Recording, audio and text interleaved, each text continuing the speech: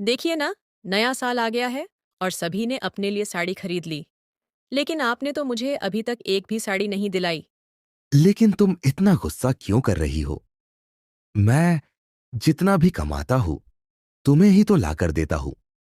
और ढाबे से इतनी ज्यादा कमाई नहीं हो सकती कि मैं तुम्हें एक नई साड़ी लाकर दे सकूं। मेरा सेठ बहुत ही लालची है, इसलिए वह मुझे पैसे भी बहुत कम देता है। आप जितना भी कमाते हैं, मुझे ही देते हैं।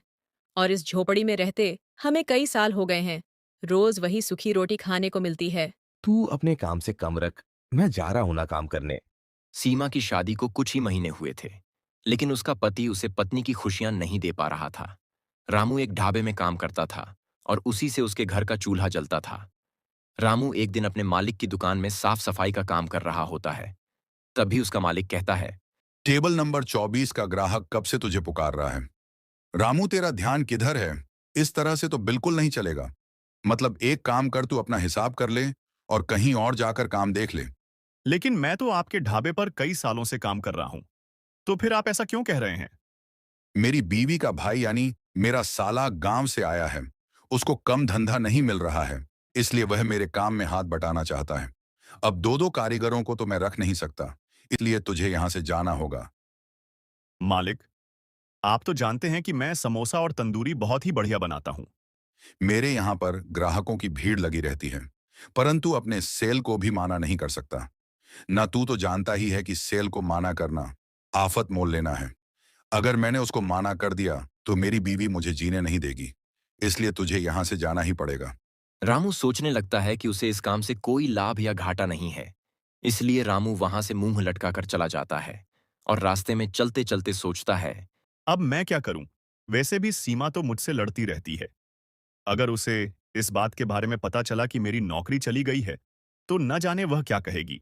रामू रास्ते में चलते चलते ऐसे सोच ही रहा होता है कि तभी उसे उसका पुराना दोस्त श्याम वहां मिल जाता है और वह उसे कहने लगता है, अरे रामू, मेरी गांव से बहुत दूर एक शहर में नौकरी लगी है, पर वह बहुत दूर है। लेकिन तुम इतने उदास होकर कहाँ जा रहे हो? अब तुझे क्या बताऊं मेरे दोस्त, मेरे सेठ ने मुझे अपनी दुकान से निकाल दिया है, सिर्फ अपने साल के लिए। और अब मेरे पास कोई आमदनी नहीं बची, इसीलिए उदास होकर घर जा रहा हूं। तू तो मिसल पाव बहुत ही अच्छा बनाता है, इसलिए मेरे घर से तंदूर ले आना और अपना नया काम शुरू करना। कल तू मेरे घर से तंदूर लेकर आ जाना। रामू श्याम का तंदूर ले आता है और सीमा को सारी बात बताता है। सीमा भी इस बात पर बहुत दुखी होती है कि उसकी नौकरी चली गई, पर अब वो बात समझकर रामू से कहती हैं, चिंता वाली बात तो है कि आपकी नौकरी चली गई, परंतु अच्छी बात यह है कि हमें तंदूर मिल गया। यह लीजिए, मैंने कुछ पैसे जोड़ रखे थे, वहीं आज हमारे काम आएंगे। रामू सुबह सुबह अपना मिसाल पाव का थैला लेकर बाजार में चला जाता है, लेकिन उसका एक भी मिसल पाव नहीं बिकता और वह निराश होकर घर चला जाता है। आप चिंता क्यों करते हैं? अभी लोगों को आपके हाथों के हुनर का अंदाजा ही नहीं है ना। जिस दिन वो लोग इसका स्वाद चखेंगे, उन्हें पता चल जाएगा कि आप कितना अच्छा मिसाल पाव बनाते हैं। धीरे धीरे रामू के ठेले पर लोग आने लगते हैं और उनको तंदूरी मिसल पाव बेहद पसंद आता है। ये देखकर रामू और सीमा बहुत खुश हो जाते हैं। मैं तो कभी इतनी तरक्की नहीं कर पाता और मुझे पता ही नहीं चलता कि मेरे हाथों में भी हुनर है। आप तरक्की करें और देखिए, आज हर कोई आपके हाथ की तंदूरी मिसल पाव खा रहा है। यह देखकर बहुत खुशी होती है। रामू दिन पर दिन तरक्की किए जा रहा था। एक दिन उसके पास एक ग्राहक आया जो देखने में सेठ लग रहा था। मैंने सुना है कि तुम मिसल पाव बहुत ही अच्छा बनाते हो। आखिर क्या डालते हो तुम उसके अंदर? बस कुछ नहीं, मैं तो उसके अंदर अपना प्यार डालता हूं, जो लोगों को बहुत ही पसंद आता है। सीधे सीधे बताइए ना, आप क्या कहना चाहते हैं? अरे भाई, मैं कहना यह चाहता हूं कि अगले हफ्ते मेरी बेटी की शादी है, इसीलिए मैं अलग अलग भोज की व्यवस्था कर रहा हूं। और मैंने सुना है कि तुम मिसल पाव बहुत ही अच्छा बनाते हो, इसीलिए मेरी बेटी की शादी के अंदर तुम्हें ही मिसल पाव की व्यवस्था करनी है। जी बिल्कुल हो जाएगी, आप बस आपका नाम पता मुझे बता दीजिए, मैं वहां तक मिसल पाव भिजवा दूंगा। अगले हफ्ते उसकी शादी में मिसल पाव भिजवा देता है और वह उसे पैसे भी दे देता है। और इसी तरह रामू अमीर आदमी बन जाता है। और इस कहानी से हमें यह सीख मिलती है कि हमारी छोटी सी मदद से किसी का भला हो सकता है। रमेशपुरम नाम के गांव में नीरज नाम का एक छतरी का व्यापारी रहता था और वह अपने परिवार का बहुत ख्याल रखता था। छतरी का व्यापार होने के कारण नीरज का धंधा सिर्फ बारिश के मौसम में ही चलता था। पता नहीं क्यों कोई दुकान पर आ ही नहीं रहा। ना जाने कैसे लोगों से इस दुनिया में पाला पड़ा है। कम से कम मेरा भला तो करें। आप चिंता क्यों करते हैं?